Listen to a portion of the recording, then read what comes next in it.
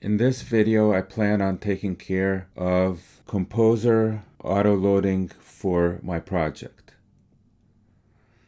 On the left hand here, we see the Underdog Zone directory on the small sandbox. On the right side, we see Underdog Zone for Sandbox. So this is small sandbox, this is sandbox. You will notice that there is a vendor folder here.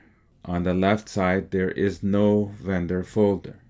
Now, in the previous video, when I had a file that was missing from this side, which was the config.php file, I just copied it from this side and pasted it on this side.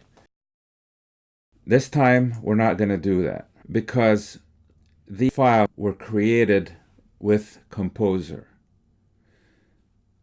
So when I create them on this side, I'm also going to use Composer. I'm not going to just copy and paste them in here.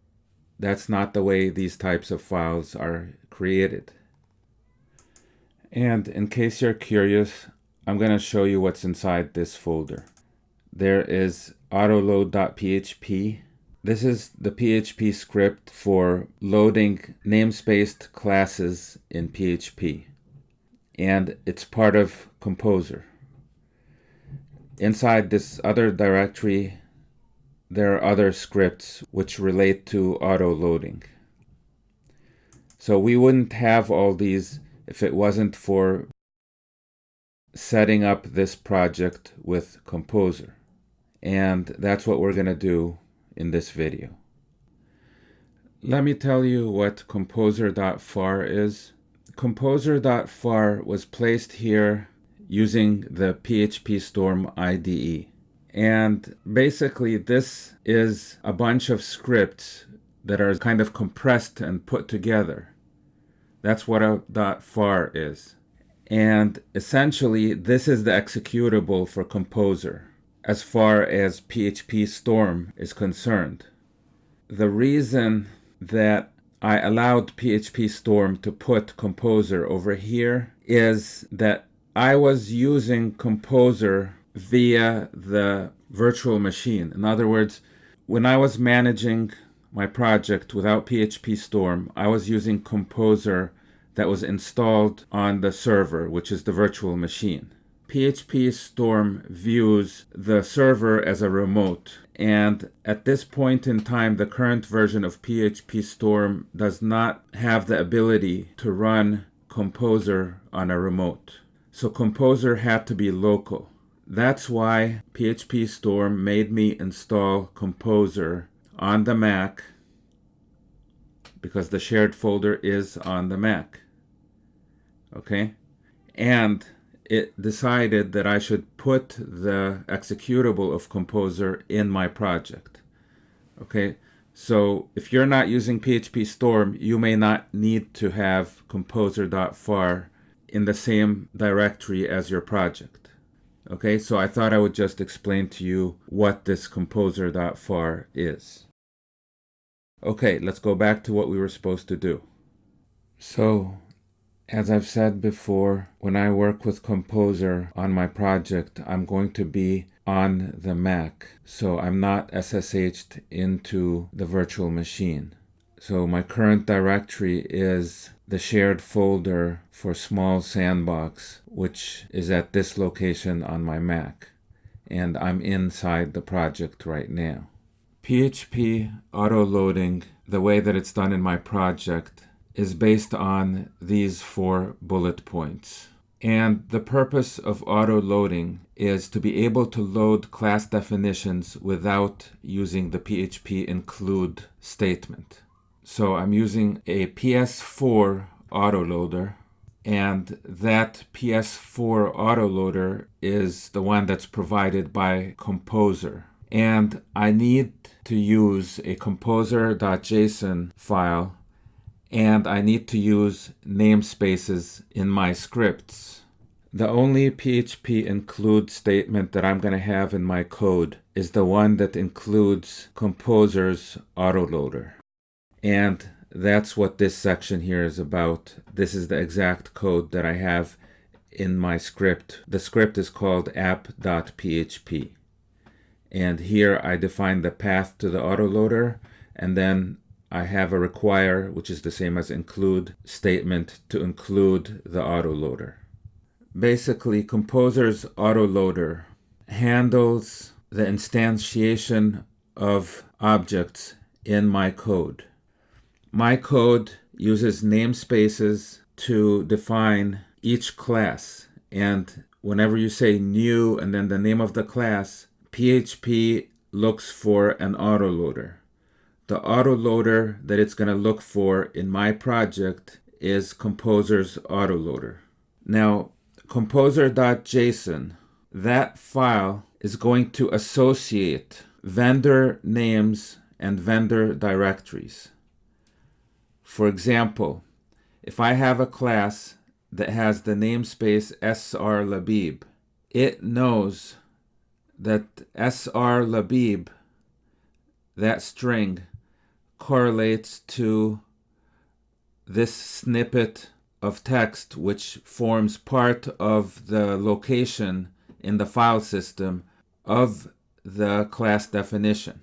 So basically, I have to have a section in my composer.json class that looks like this, and it associates a one-to-one relationship between vendor names and vendor directories. And that basically helps the autoloader do its job.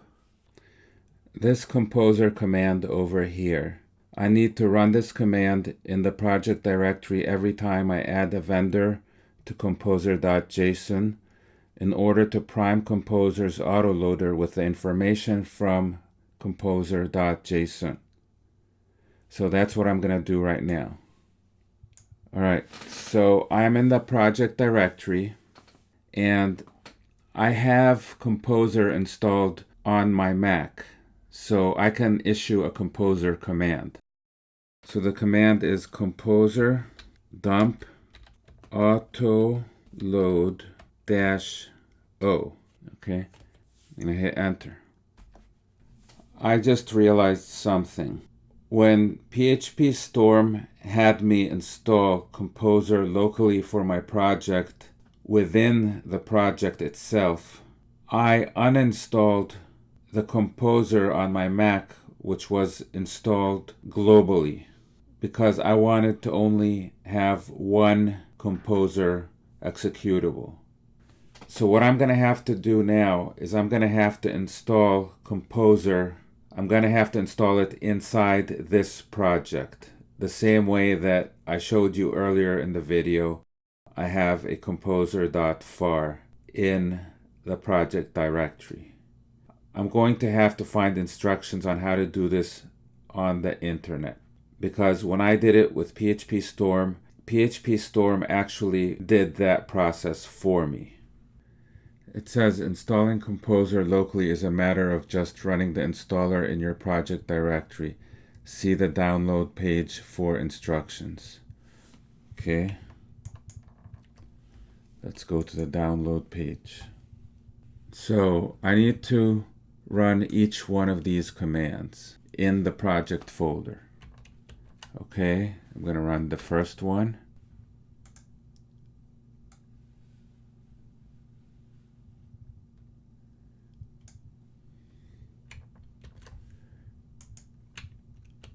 Run the second one.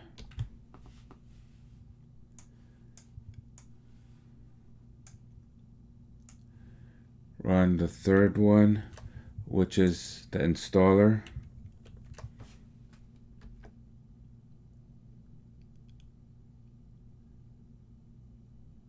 It installed Composer.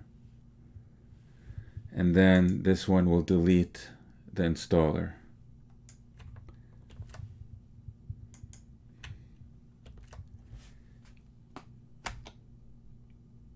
Okay, let's take a look, and I have composer.far. Now I want to run the autoload command. So, okay, but when I run it, the command is going to look different.